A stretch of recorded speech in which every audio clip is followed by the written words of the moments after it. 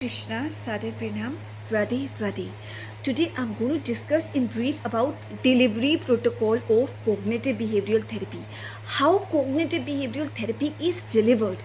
Cognitive behavioral therapy may be self-delivered, like through distraction techniques. The subject may practice distraction techniques, visual imagery techniques, and self-motivating talk, and minimize self-defeating negative automatic thoughts. So these techniques may be taught to the subject by the clinician, and self-motivational talk, and the subject has to practice, rehearse all these techniques.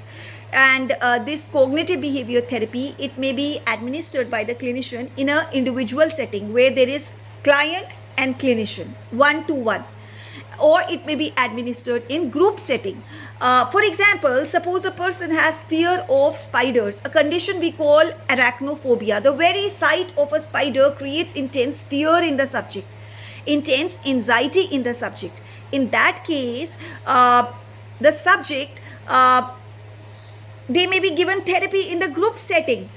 In the group setting, the people undergoing similar problem will share their experiences, that how much they were afraid, how much they were anxious at the very sight of the spiders, and what methods they applied, and how it benefited them. So the experience of one may become a beneficial point for the other, and it may become a way for the other to cope up with their anxiety and fear associated with spiders. Now, some therapists, while they deliver this cognitive behavioral therapy, they focus more on the cognitive domain, that is cognitive restructuring. Change the thought process of the subject. Emotions will be changed automatically, and behavior will also change. While some clinicians and researchers, they focus on the behavioral aspect.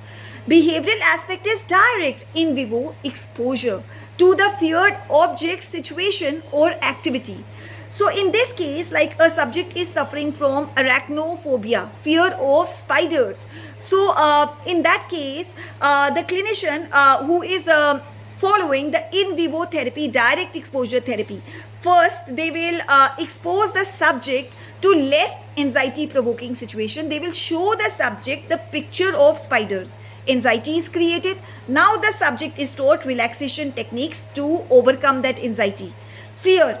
And then after that, they will help the subject, motivate the subject to touch that picture of spider. And again, anxiety is created. Again, they are taught to practice relaxation techniques. Then after that, when the subject has overcome this mild anxiety, then the real fear situation, that is spiders, the real exposure to spiders is done in a safe environment. And then subject is again made to practice relaxation techniques. So by this way, in vivo exposure, the subject is able to overcome their anxiety. And in many cases, many instances, pharmacotherapy may also be given. Medicines, anti-anxiety drugs, antidepressants.